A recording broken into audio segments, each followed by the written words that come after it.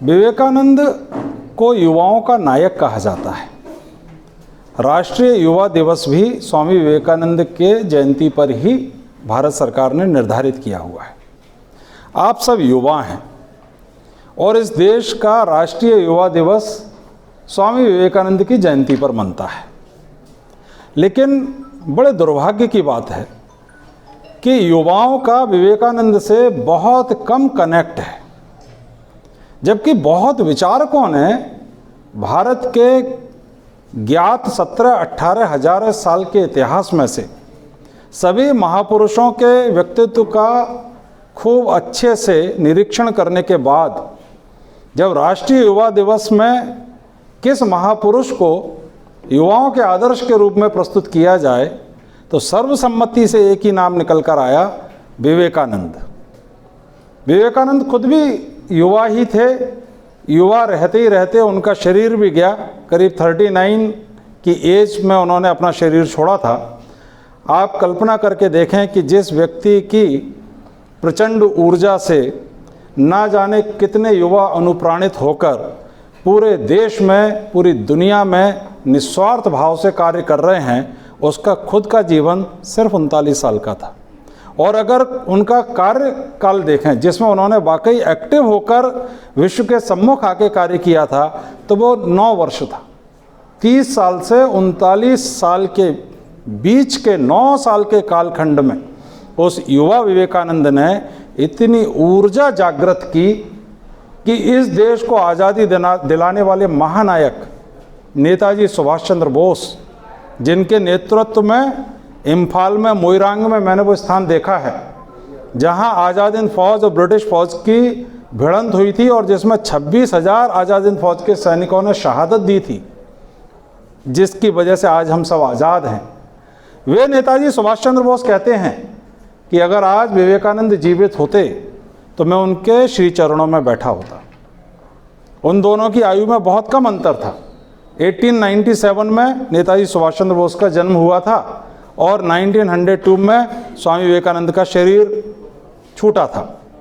महात्मा गांधी, जब उन्हें पता चला कि स्वामी विवेकानंद अमेरिका से लौट आए हैं और बेलूर में, कोलकाता में रह रहे हैं और संयोगवश महात्मा गांधी भी वहीं मौजूद थे, तो उनको इतना भावावेश हुआ कि वे पैदल चलकर स्वामी जी के दर्शन के लिए गए। ऐसा महात्मा जी ने अपनी पुस्तक में लिखा है, जो उनकी आत्मकथा है। लेकिन संयोग नहीं था, स्वामी जी उस समय वहाँ नहीं थे, तो उनकी मुलाकात नहीं हो पाई। लेकिन गांधी जी का वो वक्तव्य जिसमें उन्होंने ये कहा कि जब मैंने विवेकानंद को पढ़ा तो मेरी राष्ट्रभक्ति 1000 गुना बढ़ गई, ये विचारणीय है। जितने भी शीर्ष के लोग हैं, जिन्होंने भी बिल्कुल ज़मीन से उठकर ऊंचाइयों तक पहुँचे हैं, आप अधिकांश लोगों की जड़ में विवेकानंद की पॉजिटिव थिंकिंग पाएंगे। अभी इसी जनवरी पर, और बड़ा मुझे सुखद आश्चर्य हुआ वो वीडियो देखकर, खूब वायरल हो रहा है, मुकेश अंबानी ने रिलायंस इंडस्ट्रीज़ के सारे एम्प्लॉयज़ को एक मैसेज दिया जिसमें उन्होंने कहा कि मेरा जो व्यक्तित्व गठित हुआ है और मेरी सफलता के पीछे स्वामी विवेकानंद का एक मूल मंत्र है कि take up one idea and fill your whole brain and heart with that idea. पूरा कोट मुकेश अंबानी ने उनको कंठस्थ था, क्योंकि उस एक विचार ने मुकेश अंबानी को गढ़ दिया और उन्होंने उसमें कहा कि आने वाले समय में इसी भाव से रिलायंस और भी आगे बढ़ेगा। जमशेदजी टाटा से हुई स्वामी विवेकानंद की मुलाकात हो, जिसने बाहर से टेक्नोलॉजी लाने के लिए जमशेदजी टाटा को प्रेरित किया, या उनको ही जो अनुप्रेरणा दी कि एक रिसर्च सेंटर साइंस का बने, जिससे आज Indian institute of science Bangalore खड़ा है। इन बहुत सारी जो पॉजिटिव एक्टिविटीज़ इस देश के अंदर हुई हैं, उनकी जड़ में विवेकानंद का एक सकारात्मक चिंतन था। स्वामी विवेकानंद उस कालखंड में हुए थे जब हमारा देश गुलामी के नैराश्य के गर्त में डूबा हुआ था और हमारी जो युवा चेतना थी वो बहुत हीन भावना से ग्रसित थी। हमको इस तरह से समझा दिया गया था कि हम लोग, हमारा अतीत व्यर्थ था, हमारा वर्तमान गुलामी का है और हमारा भविष्य कुछ भी नहीं है। ऐसी स्थिति में इस देश के मानस को आत्मविश्वास से भरने का काम विवेकानंद ने किया था। विवेकानंद के संदर्भ में हम कितने भी रस्मी कार्यक्रम कर लें, कितने भी अस्पताल उनके नाम पर चला लें, कितने स्कूल चला लें, विवेकानंद के प्रति कृतज्ञता वास्तव में ज्ञापित होगी अगर हम विवेकानंद के लेक्चर्स को, जो कि इलेक्ट्रीफाइंग हैं, अग्नि मंत्र हैं, उस अथाह ज्ञान के सागर में अगर हम डुबकी लगाकर अपने व्यक्तित्व को विकसित ना कर पाएं तो हम वास्तव में युवा होने का महसूस ही नहीं कर सकते। कितने क्रांतिकारी विवेकानंद को पढ़कर इस देश की आज़ादी के लिए शहीद हो गए, कितने लोग पॉजिटिव होकर इस देश के निर्माण में लगे हैं, कितने लोग डिप्रेशन से बाहर निकल गए। अन्ना हजारे का उदाहरण आपको पता होगा, वो पूर्व सैनिक हैं, बहुत डिप्रेशन से गुजर रहे थे, तब ये फेमस अन्ना हजारे वो नहीं बने थे, तब उन्हें कोई नहीं जानता था। उन्होंने निर्णय किया कि मुझे अपना शरीर छोड़ना है, आत्महत्या करनी है, और वे रेलवे ट्रैक के पास जाकर ट्रेन के आने का इंतजार कर रहे थे, खुद अन्ना हजारे ने बताया। और वो इंतजार करते में अचानक एक कागज़ का टुकड़ा उड़कर आता है। ईश्वर के कार्य निराले होते हैं, वो जानता है किस व्यक्ति को क्या कार्य करना है और कब कहाँ किसको क्या प्रेरणा देनी है। वो कागज़ का टुकड़ा आता है और वो स्वामी विवेकानंद की किसी पुस्तक का एक अंश था और उसमें कोई एक बहुत प्रेरणादायक कोटेशन लिखा था। उसको पढ़ते ही अन्ना हजारे की जितनी भी नकारात्मकता थी, जितनी भी नेगेटिविटी उन्हें फोर्स कर रही थी सुसाइड के लिए, वो क्षण भर में विलुप्त हो गई और वो वहाँ से वापस लौट गए और देश को एक बहुत बड़ा समाज सुधारक भी मिल गया। स्वामी विवेकानंद आप जैसे ही थे, आप जैसे ही संदेह से भरे युवा थे। प्रेसिडेंसी कॉलेज में पढ़ते थे कोलकाता में, अपने समय के बहुत अच्छे फुटबॉल प्लेयर थे, क्रिकेटर थे। राजदीप सरदेसाई जो एक बड़े प्रख्यात पत्रकार हैं, उन्होंने इस तथ्य को उद्घाटित किया। उन्होंने स्वामी जी के जयंती पर ट्वीट किया था कि आपको पता है कि ईडन गार्डन पर सबसे पहले 5 विकेट लेने वाला फास्ट बॉलर कौन था? वो नरेंद्र नाथ दत्त थे, यानी कि स्वामी विवेकानंद। उस समय ब्रिटिश क्लब, जो ब्रिटिशर्स का क्लब था और इंडियन का क्लब था, उसके बीच में मैच हुआ था। बहुत अच्छे सिंगर थे, बहुत अच्छे वाद्य यंत्रों पर बजाने का उनको बहुत निष्णात थे। उसमें फुल फ्लेजेड पर्सनैलिटी थी, डेवलप्ड पर्सनैलिटी थी, कहीं कोई कमी नहीं थी, बिल्कुल आज के युवा जैसे। और उस विवेकानंद के अंदर एक इतना बड़ा परिवर्तन उत्पन्न हुआ। आप लोगों ने युधिष्ठिर का यक्ष प्रश्न सुना होगा। जब यक्ष युधिष्ठिर से पूछते हैं कि इस दुनिया में ऐसा क्या है जो सबसे अधिक आश्चर्यजनक हो, तो युधिष्ठिर ने जवाब दिया कि सबसे अधिक आश्चर्य की बात जो मुझे लगती है वो ये लगती है कि हम मनुष्य अपने चारों तरफ ये देखते हैं कि मनुष्य काल कवलित होता है, यानी कि मृत्यु को प्राप्त होता है, लेकिन कभी हमारे अपने जीवन में ये भाव उठता ही नहीं है कि हम भी एक ऐसी रेस में दौड़ रहे हैं जिसका अवसान होगा, हम भी मृत्यु देवता की बलि वेदी पर किसी दिन चढ़ेंगे। ये थॉट मनुष्य के मन में आता ही नहीं है। इससे बड़ा आश्चर्य कोई मुझे लगता नहीं, ऐसा युधिष्ठिर ने कहा। और लाखों लोगों में से कुछ मुट्ठी भर लोगों में जब इस तरह का प्रश्न जागृत होता है, जब वे देखते हैं कि हम अपनी डे टू डे एक्टिविटी, हर दिन का काम किसी कामना से प्रेरित होकर करते हैं, किसी न किसी इच्छा से प्रेरित होकर करते हैं। हमारे जीवन को हमारी इच्छाएं ही संचालित करती हैं, हम इच्छाओं के द्वारा ही खींचे जाते हैं और इच्छाओं की पूर्ति करके हम चाहते क्या हैं? संतुष्टि, आनंद, तृप्ति, लेकिन वो मिलती है क्षणिक, और फिर हमें नई इच्छाएं, नए प्रयास जीवन पर्यंत करते रहने होते हैं और एक दिन अवसान हो जाता है। तो कभी कभी किसी किसी के मन में प्रश्न उठता है कि ये सब क्या है? क्या कोई परमानेंट हैप्पीनेस है? क्या कोई ऐसी स्थिति है जिसमें हम कोई ऐसी अवस्था प्राप्त कर सकें जिसमें हमारा अंदर अंतस्पूर्ण भरा रहे आनंद से? अभी हम अज्ञान से प्रेरित होकर कार्य कर रहे हैं। हम अपनी हर इच्छा को प्राप्त, कोई भी व्यक्ति, मैं हूँ, आप हूँ, जितने भी मनुष्य हैं, वे सब अपनी इच्छाओं के द्वारा ही खींचे जा रहे हैं। यह है अज्ञान की वर्किंग, मोड ऑफ अज्ञान। क्या विज्ञान का भी कोई मोड हो सकता है जहां हम इच्छाओं की पूर्ति के लिए कार्य नहीं करके क्या कोई हायर मोड ऑफ कॉन्शियसनेस हो सकता है?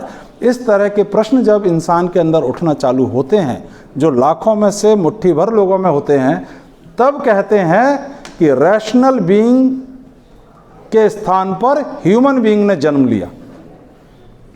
रैशनल एनिमल से अब ह्यूमन बीइंग विकसित हुई। अन्यथा हमारी परिभाषा क्या है? We are animals. लेकिन किस तरह के एनिमल्स हैं? We are rational animals. हम सोच समझकर शिकार कर सकते हैं, ये हमारी रैशनैलिटी है। हम सोच समझकर ये कर सकते हैं कि हमें आज ये काम नहीं करना है, कल करना है। We are rational animals. लेकिन जब हम इस स्तर पर पहुंचते हैं, जब हम ये सोचते हैं कि ये जीवन का उद्देश्य क्या है, हम किस लिए जी रहे हैं, हम अपने आसपास सबको देखते हैं। बड़े से बड़ा व्यक्ति शरीर छोड़ता है और छोड़ते समय उसकी जो स्थिति होती है वृद्धावस्था में, ये भी हम देखते हैं और ये भी समझ सकते हैं कि ये हमारा भी भविष्य है। लेकिन फिर जीवन क्या इसके परे भी कुछ है, क्या इसके ऊपर भी कुछ है? जब ये चिंतन जागेगा तब हम मनुष्य कहलाएंगे, तब हम ह्यूमन बीइंग कहलाएंगे। तो विवेकानंद में 20-22 साल की उम्र में ये प्रश्न उठ खड़ा हुआ और उन्होंने लोगों से पूछना चालू किया। लोगों ने कहा ईश्वर है, वो सब संचालित कर रहा है। विवेकानंद ने कहा, जो कि नरेंद्र थे उस समय, कि क्या तुमने ईश्वर देखा है? तो लोगों पर जवाब नहीं बनता था। बड़े बड़े महापुरुषों से वो मिले। देवेंद्रनाथ टैगोर, जो कि रविन्द्रनाथ टैगोर के पिता थे, वो उस समय के एक प्रख्यात व्यक्ति थे, ज्ञानी थे। तो उन्होंने समझाने की कोशिश की कि देखो, पूरी प्रकृति जिसने बनाई है वो ईश्वर है। नरेंद्र ने कहा, ये तो मैंने भी पढ़ा है, पूरी ईस्टर्न फिलॉसफी, पूरी वेस्टर्न फिलॉसफी मैं पढ़ चुका हूँ। आपने क्या वाकई उस सत्य का साक्षात्कार किया है? क्या ईश्वर को देखा है? अगर नहीं देखा है तो फिर हम वार्ता को यहीं विराम देते हैं और विवेकानंद वहाँ से चले जाते हैं। संयोगवश उनके एक प्रोफेसर विलियम हेस्टी, जो इंग्लिश की कक्षा में उनको पढ़ा रहे हैं, और कक्षा में पढ़ाते समय वर्ड्सवर्थ की एक पोएम है ट्रांस के ऊपर, ट्रांस यानी जिसे हमारे यहाँ समाधि कहते हैं, उसका वर्णन आता है। तो वही संदेह से भरा नवयुवक खड़ा होता है, पूछता है कि ये कवि की कल्पना है ट्रांस? क्योंकि उसे समाधान नहीं मिल रहा है। ये प्रश्न तो उठ गया, ये तो दिख गया कि जीवन क्षणभंगुर है, लेकिन अगर ये क्षणभंगुर है तो बड़ा व्याकुल कर देने वाला है। इसकी सत्यता क्या है? तो ट्रांस क्या कोई वास्तविक स्थिति है? उस पर विलियम हेस्टी ने कहा कि अगर तुम ट्रांस की स्थिति देखना चाहते हो तो दक्षिणेश्वर में एक महापुरुष हैं, श्री रामकृष्ण परमहंस, तुम वहाँ जाओ। वे इस समाधि की अवस्था में अक्सर रहते हैं। स्वामी विवेकानंद वहाँ पहुँचते हैं, उनका शिष्यत्व उनको मिलता है। 5-6 साल की वहाँ ट्रेनिंग के बाद जब गुरुदेव का निधन हो जाता है, उसके बाद भी विवेकानंद का गठन चलता है और वे सन्यासी बनकर इस पूरे भारत का भ्रमण करते हैं, जिसमें उन्हें 5-6 वर्ष लगे। पूरा भारत मतलब पूरा हिमालय क्षेत्र से लेकर कन्याकुमारी तक। इस दरमियान उन्होंने दरिद्रता ओढ़ी, कहीं भिक्षु के रूप में रोटी मिल गई तो खा ली, कहीं जोड़ कर रख ली रोटी तो 4 दिन बाद पानी से भिगोकर उनको खा लिया। कभी ऐसा अवसर भी आया कि लोकमान्य तिलक उस अज्ञात सन्यासी को, अज्ञात सन्यासी थे, तब कोई नहीं जानता था कि ये विश्व प्रसिद्ध विवेकानंद बनेंगे, अपने घर ले जाते हैं। तो कभी राजे महाराजे अपने घर ठहराते हैं महलों में, कभी सड़कों पर रहते हैं, कभी भूखे रहते हैं, कभी चलते चलते बेहोश होकर गिरते हैं। ये सारी चीज़ें आज ज्ञात हैं। आज भी हमारे सामने कोई सन्यासी बाहर निकले और युवा हो तो सबसे पहले हमारे मन में आएगा, अरे युवा है, इस पर और कोई काम नहीं बना। तो तरह तरह के तिरस्कार, इन सब को सहते हुए, लेकिन चूंकि उनका जो एक तेज था चेहरे पर, उससे भी बहुत लोग प्रभावित होते थे। इन सब से चलते चलते स्वामी विवेकानंद अंततः कन्याकुमारी पहुंचते हैं। इसके बीच के बहुत प्रसंग हैं, मैं बहुत शॉर्ट में आपको मुख्य बातें बताते हुए आगे बढ़ रहा हूं। और क्षमा प्रार्थना के साथ मैं निवेदन करूंगा वाजपेयी जी को, आपने जो एक रूपक सुनाया कि स्वामी जी को स्वप्न आया। दरअसल वो रूपक और उसका भाव बहुत सुंदर है, लेकिन वो स्वामी विवेकानंद से संबद्ध नहीं है। आज ये मैंने देखा है अक्सर कि कोई भी रूपक सुनाना है तो हमारे महापुरुषों का सहारा ले लिया जाता है, और विवेकानंद जी का तो अक्सर लेते हैं। तो बस उसमें उतना ही है, बल्कि रूपक बहुत सुंदर था, उसमें शिक्षा थी। तो एक संस्मरण सुनाते हुए आगे बढ़ता हूँ। अलवर के राजा के यहाँ उस सन्यासी का, विवेकानंद का रुकना हुआ। वे बहुत विद्वान थे, लेकिन ईश्वर को मूर्ति के रूप में नहीं मानते थे। आपने प्रसंग सुना होगा। तो जब उन्होंने कहा कि स्वामी जी, मैं ईश्वर को तो मानता हूँ, लेकिन मूर्ति पूजा को नहीं मानता हूँ। एक 25, 26, 27 साल का युवा सन्यासी, जिसके पीछे कोई ऐसा बैकग्राउंड नहीं है कि वो राजा के सामने इतनी शक्ति के साथ खड़ा होकर कह सके, लेकिन विवेकानंद जो कि सेल्फ कॉन्फिडेंस पर्सोनिफाइड थे, आत्मविश्वास का साकार स्वरूप थे, वो उन्होंने उस राजा से कहा कि अच्छा, आप ईश्वर को मूर्ति के रूप में नहीं मानते हैं? बोले नहीं। तो बोले जो दीवार पर एक जो पेंटिंग लगी है किसी राजा की, वो किसकी है? वो मेरे पूज्य पिताजी की है। वहाँ स्वामी विवेकानंद कहते हैं, गुलाम देश में अंग्रेज़ों के गुलाम उस राजा के दरबार में खड़े होकर, जो कोई भी सज़ा दे सकता था, उस राजा के मंत्री से, दीवान से कहते हैं कि क्या तुम इस तस्वीर पर थूक सकते हो? Can you spit on that painting? तो दीवान एकदम अचंभित हुआ सुनकर, और क्रोधित भी हुआ कि ये तो महाराज के पिताजी की पेंटिंग है। राजा को भी बड़ा आश्चर्य और क्रोध आया। तो स्वामी जी ने कहा, वो तो कागज़ का टुकड़ा है और कुछ रंग है। मुझे तो कागज़ का टुकड़ा दिख रहा है, उसमें कुछ रंग भरे हैं। जैसे तुमको मूर्ति में सिर्फ मिट्टी दिख रही है, ऐसे मुझे इसमें कागज़ का टुकड़ा और रंग दिख रहे हैं। लेकिन तुम अपने हृदय में जानते हो कि ये कागज़ का टुकड़ा नहीं है, तुम्हारे पिताजी हैं, पिताजी की तस्वीर है, तो तुम्हारे हृदय में श्रद्धा है। उसी तरह जब कोई व्यक्ति मूर्ति को लेता है, तो वो इतना बेवकूफ़ नहीं है कि मिट्टी को पूज रहा है। वो उसमें जिसकी तस्वीर गढ़ी गई है, वो राम की है कि कृष्ण की है, वो जानता है कि मैं किसको पूज रहा हूँ। इस तरह के धरणों के साथ और जातिवाद की घोर यातनाओं को देखते हुए इस देश में स्वामी विवेकानंद ने जातिवाद का जितना प्रचंड विरोध किया है, वैसा विरोध आपको कहीं देखने को नहीं मिलेगा। जब वे कन्याकुमारी पहुंचते हैं, तो वहाँ, अगर आप में से कुछ लोग कन्याकुमारी गए हों, तो जहाँ भारत का भूखंड समाप्त होता है, उसके आगे समुद्र में 1-1.5 किलोमीटर आगे एक शिला है। शाम का समय है, विवेकानंद वहाँ पहुँचे हैं, थके हुए हैं, अधिकांश यात्रा पैदल होती है। उस पार जाने की इच्छा होती है उनकी, उस शिला पर जाने की इच्छा होती है। नाविक से कहते हैं कि मुझे वहाँ पहुँचा दो, पैसे नहीं हैं, नाविक नहीं ले जाता है। वे समुद्र की उठती हुई लहरों में कूदकर तैरकर वहाँ पहुँचते हैं। आज वहाँ उस दिवस पर प्रतियोगिता होती है तैराकी की, मैंने देखी है कि विवेकानंद यहाँ से तैर के गए थे, तो बहुत अच्छे तैराक उस प्रतियोगिता में शामिल होते हैं।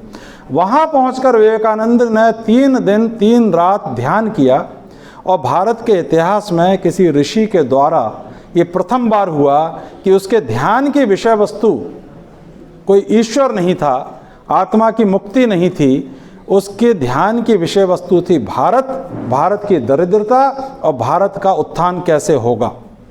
इस विषय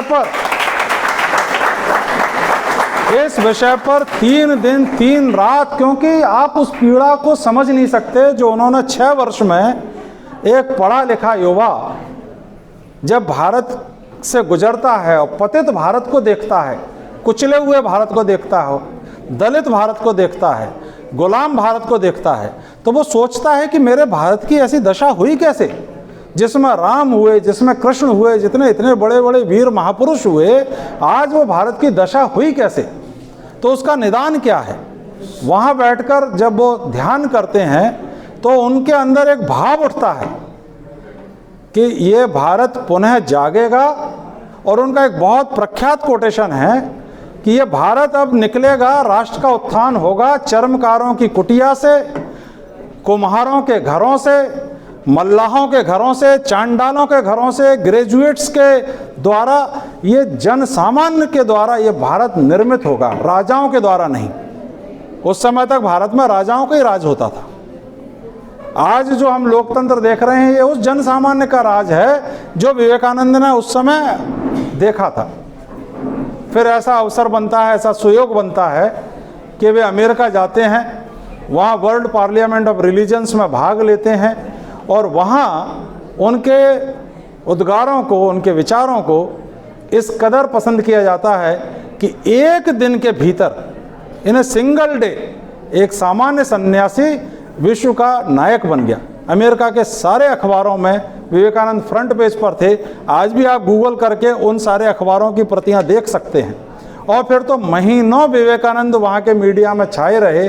और भारत में जब पता चला, यहाँ के युवाओं को, यहाँ के समाज सेवियों को, यहाँ के क्रांतिकारियों को, कि हमारे देश के एक व्यक्ति ने जाकर अमेरिका में, जो कि उस समय सिरमौर मुल्क था, आज भी है, वहाँ एक गुलाम देश के व्यक्ति ने वहाँ जाकर विजय पताका फहरा दी है, तो यहाँ जो हम लोग हीन भावना में थे उसके अंदर जो आत्मविश्वास का संचार हुआ उसे हम आज शायद महसूस नहीं कर पाए। लेकिन आज भी हम कभी कभी महसूस करते हैं, जब ये भारत समर्थ भारत बन रहा है, जब ये G20 की अध्यक्षता हमको मिली है, तो हम सब गौरवान्वित महसूस करते हैं ना कहीं किसी ना किसी स्तर पर लगता है ना कि मेरा देश आगे बढ़ रहा है। इसी तरह उस समय उस गुलाम देश के नागरिकों को बहुत आत्मविश्वास बढ़ा, बहुत उत्साह बढ़ा। फिर तो स्वामी विवेकानंद के व्याख्यान वो वहाँ दे रहे हैं और उनकी प्रतियां साइक्लो स्टाइल होकर पूरे भारत में बट रही हैं। पंडित नेहरू कहते हैं, मुझे नहीं मालूम आज की पीढ़ी विवेकानंद को कितना पढ़ती है, लेकिन हम लोग कॉलेज में विवेकानंद के साइक्लो स्टाइल लेक्चर्स पढ़कर ऊर्जा से भर जाया करते थे। 1893 में अमेरिका पहुंचे, तब तक उनकी उम्र 30 वर्ष हो चुकी थी। 97 में वापस आते हैं और 1902 में अपने शरीर को ईश्वर में समर्पित करते हैं। इस 9 वर्ष के कालखंड में उस व्यक्ति से अनुप्राणित पूरा देश है। आज के प्रधानमंत्री मोदी जी हों, इससे पूर्व के प्रधानमंत्री हों, इंदिरा गांधी हों, पंडित नेहरू हों, आप किसी भी इंडस्ट्री के क्षेत्र में, मैंने आपको मुकेश अंबानी का एग्जाम्पल दिया, टाटा की वेबसाइट पर जाकर आप देख सकते हैं कि कैसे शिप पर जमशेद जी टाटा और विवेकानंद की मुलाकात हुई थी। तब विवेकानंद प्रसिद्ध भी नहीं थे, तब उन्हें कोई जानता भी नहीं था, वो अमेरिका जा रहे थे। तब वो किस तरह से विवेकानंद से इंस्पायर्ड हुए, उन्होंने अपनी वेबसाइट पर उस चीज़ को वर्णित किया है। और कैसे इंडियन इंस्टीट्यूट ऑफ साइंस की स्थापना हुई, जो आज वर्ल्ड के प्रीमियर इंस्टीट्यूशंस में से है, भारत का तो सिरमौर है ही। और कैसे स्वामी जी की शिष्या सिस्टर निवेदिता ने ब्रिटिश गवर्नमेंट को भारत में और इंग्लैंड में ज़बरदस्त नोबेल लॉरेट्स की लॉबिंग करके परमिशन दिलाई थी स्वामी विवेकानंद के शरीर छोड़ने के बाद भी। तब ब्रिटिशर्स ने ये कहा कि ठीक है, इंडियंस भी साइंस में रिसर्च कर सकते हैं। तो वो स्थितियाँ, और आज हम कितना भी चर्चा कर लें, मेरा बिल्कुल मानना है कि स्वामी विवेकानंद को जब तक आप पढ़ेंगे नहीं, पूरे लेक्चर्स ऑनलाइन भी अवेलेबल हैं। अगर आपको अपनी पर्सनैलिटी वास्तव में विकसित करनी है, अगर फियरलेस बनना है, स्वामी विवेकानंद कहते थे मैं एक ही चीज़ सिखाता हूँ, दैट इज़ अभी, यानी कि फियरलेसनेस, निर्भयता। भय ही सारे क्राइम की जननी है, भय ही गरीबी की जननी है, भय ही आपके सर्वस्व पतन का कारण है। विवेकानंद ने निर्भय होने की शिक्षा दी। आप एक बात पढ़ के देखो, आप इमेजिन ही नहीं कर पाओगे।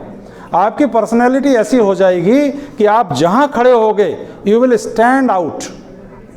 आपको देखकर लोगों को ये लगेगा कि there is something in this person, क्योंकि आपके अंदर वो बात जाएगी, आपका पूरा मानस बदल जाएगा। बिजनेसमैन भी उससे ग्रहण कर सकता है। अंबानी ने ग्रहण किया, टाटा ने ग्रहण किया, रॉकफेलर ने ग्रहण किया। नाम सुना है आपने रॉकफेलर का? रॉकफेलर फाउंडेशन का तो सुना होगा, इंडिया में बहुत चैरिटी करता है। उस समय अमेरिका के और पूरे विश्व के नंबर 1 धनाढ्य व्यक्ति थे। उनको चैरिटी कैसे करना उन्हें प्रारंभ की, बस वो सुनाकर मैं अपनी बात को वाइंड अप करूंगा कि जब स्वामी जी अमेरिका में थे तो वहाँ की एक फ्रांस की एक बहुत बड़ी ओपेरा सिंगर थी मैडम एम्मा काल्वे, वो स्वामी जी से बहुत इंस्पायर्ड थी। उन्होंने रॉकफेलर जो उनके मित्र थे बताया कि एक बहुत दिव्य विभूति है, आप एक बार मिलें जाकर। वो सिर्फ सामान्य सन्यासी नहीं है। विवेकानंद का कहना था कि गीता पढ़ने से अधिक अच्छा है कि तुम football Khelo. Can you imagine कोई साधु सन्यासी ऐसी बात कह सकता है? क्यों? क्योंकि उनका यह कहना था कि जो गीता सुनाई गई थी वो एक महान योद्धा अर्जुन को सुनाई गई थी। गीता को पचाने के लिए आपके पास मसल्स भी होना चाहिए, शरीर की शक्ति भी होना चाहिए। भारत का अध्यात्म कभी भी पंगुओं के लिए नहीं था, कमजोरों के लिए नहीं था। श्री राम कमजोर नहीं थे, श्री कृष्ण कमजोर नहीं थे, विवेकानंद कमजोर नहीं थे। जितने भी महापुरुष आपको मिलेंगे, शिवाजी कमजोर नहीं थे, गुरु गोविंद सिंह कमजोर नहीं थे। ये रिप्रेजेंट करते हैं, परशुराम कमजोर नहीं थे, ये रिप्रेजेंट करते हैं भारत के अध्यात्म को, धर्म को। भारत का धर्म पलायन नहीं सिखाता, भारत का धर्म बीच युद्ध क्षेत्र में खड़े होकर विजय प्राप्त करना सिखाता है। तो रॉकफेलर की बात बताकर आपको समाप्त करूंगा। रॉकफेलर फिर उनको कुछ दिनों बाद लगा कि ठीक है, एम्मा काल्वे ने कहा है तो let me go and meet the Vivekananda. तो वो जाते हैं और विवेकानंद अपनी स्टडी में बैठे हैं, जिनके घर में अतिथि थे वहाँ पर अमेरिका में। और रॉकफेलर दुनिया का सबसे रिच आदमी, उसके अंदर उस तरह का अहंकार, एरोगेंस भी था। तो वो जाता है और मिलता है, और विवेकानंद बोल्डनेस में, मैंने अलवर के राजा वाला जो एग्जाम्पल दिया उससे आप समझ सकते हैं कि बोल्डनेस में विवेकानंद का कोई मुकाबला ही नहीं था। तो रॉकफेलर ये सोचकर गए कि मेरी रिचनेस देखकर लोग प्रभावित होते हैं, ऐसे ये भी प्रभावित होंगे। स्वामी विवेकानंद ने रॉकफेलर से कहा कि तुम चैरिटी क्यों नहीं करते? रॉकफेलर को एक शौक लगा, ये क्या चीज़ है चैरिटी? मैं सैलरी देता हूँ लोगों को, इंक्रीमेंट्स देता हूँ, चैरिटी क्यों करूँ? तो स्वामी जी ने कहा, तुम्हारे पास जो पैसा है तुम्हें लगता है तुम्हारी मेहनत का है? यस, मेरी मेहनत का है। बोले तुम कितने बुद्धिमान हो सकते हो? ठीक है, और लोगों से ज़्यादा तुम्हारी बुद्धिमत्ता हो सकती है। क्या तुम 10 लोगों की बुद्धिमत्ता से भी ज़्यादा इंटेलिजेंट हो सकते हो? लेकिन तुम्हारे पास जो संपदा है वो लाखों लोगों के पास जितनी संपदा हो सकती है उससे भी ज़्यादा तुम्हारे पास संपदा है। रॉकफेलर को बहुत बुरा लगा, क्रोधित हुए और वो वहाँ से उठकर चले आए, कन्वर्सेशन बीच में छोड़कर। लेकिन विवेकानंद की जो ऑरा थी उसमें वो कुछ देर बैठे तो उनके मानस पर कहीं कुछ असर हुआ होगा। तो 10-15 दिन बाद उनका कुछ मन हुआ, वो दोबारा जाते हैं। ये मैं जो आपको बता रहा हूँ सारे तथ्य हैं। और एक बहुत बड़ा चेक डोनेशन का, चैरिटी का उन्होंने काटा और ले जाकर स्वामी जी के सामने रखा कि ये मैंने चैरिटी कर दी है किसी फाउंडेशन में। और जो उन्होंने बात कही वो ये थी, वो बड़ी फेमस है कि नाउ यू शुड थैंक मी। अब तो मुझे धन्यवाद दो कि मैंने ये दान कर दिया, चैरिटी कर दी। तो स्वामी विवेकानंद का जो रिप्लाई था वो भी उतना ही हिस्टोरिक है। विवेकानंद ने कहा कि no no, you should thank me that I made you to do this charity. और फिर उन्होंने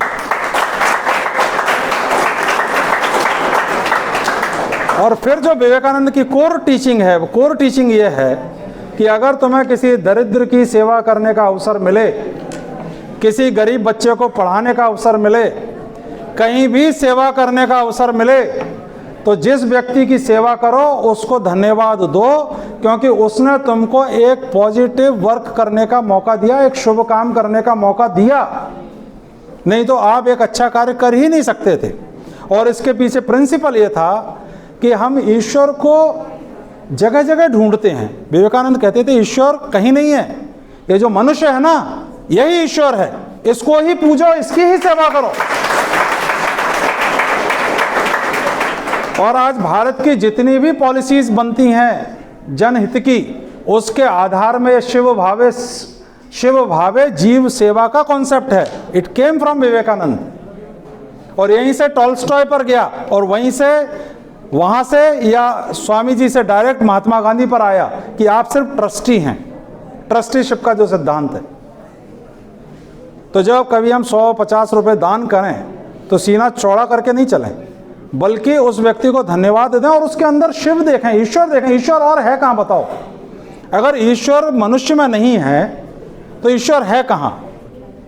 हर व्यक्ति के अंदर आत्मा है, सब कहते हैं कि आत्मा ही ईश्वर है या आत्मा में ही परमात्मा का निवास है, तो फिर इसके अतिरिक्त ईश्वर कहाँ है?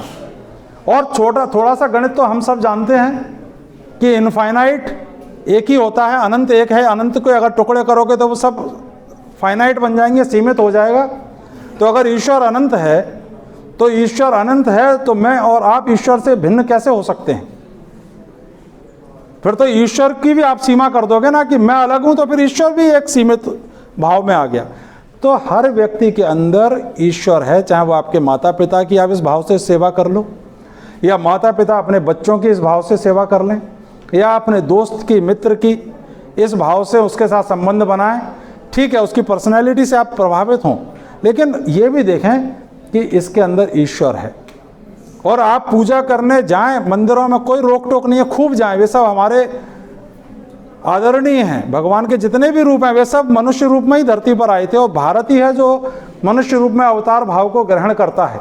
चाहे श्री राम हो, चाहे श्री कृष्ण हो, चाहे हनुमान जी हो, वहाँ उनकी पूजा करें। लेकिन और जो मनुष्य हैं, दलित ईश्वर की पूजा करें, गरीब ईश्वर की पूजा करें, भूखे ईश्वर की पूजा करें, इन सब की पूजा करें, यानी कि इनकी सेवा करें। आप देखिए, आपका व्यक्तित्व सिर्फ मांगने वाला नहीं रहेगा बल्कि देने वाला बन जाएगा। और जिस दिन देने वाला व्यक्तित्व बन गया, उस दिन आपकी सफलता को कोई नहीं रोक पाएगा। ये जो हम वास्तव में हम भिक्षुक का जीवन जीते हैं, एक भिखारी का जीवन जीते हैं कि पूरी जिंदगी हमें दो, हमें दो, हमें मिले, हमें मिले, इसी भाव से जीते हैं। अरे थोड़ा सा दाता बनकर देखो, थोड़ा सा 5 रुपए, 10 रुपए, 50 रुपए, 100 रुपए अपनी अपनी हैसियत के हिसाब से महीने में देने की कोशिश करो। और योग्य व्यक्ति को ढूंढ कर दो। आपको योग्य व्यक्ति ढूंढना मुश्किल हो जाए तो जो हाथ फैला दे उसको दे दो, उसमें मत सोचो। आपका हृदय विकसित होगा, ईश्वर की कृपा भी आपको मिलेगी। आप लिख कर रख लीजिए और आपको सफलता भी मिलेगी। बहुत बहुत धन्यवाद। विवेकानंद को पढ़ें, स्वामी विवेकानंद को पढ़ें, ऑनलाइन पढ़ें। मैं कुछ बुक्स लाने वाला था, ला नहीं पाया, जो आप में बांट देता। कभी मैं भेज दूंगा सर को, तो आप दे दीजिए बच्चों को, पढ़िए। There is no alternative but to read the Vivekananda. Thank you very much.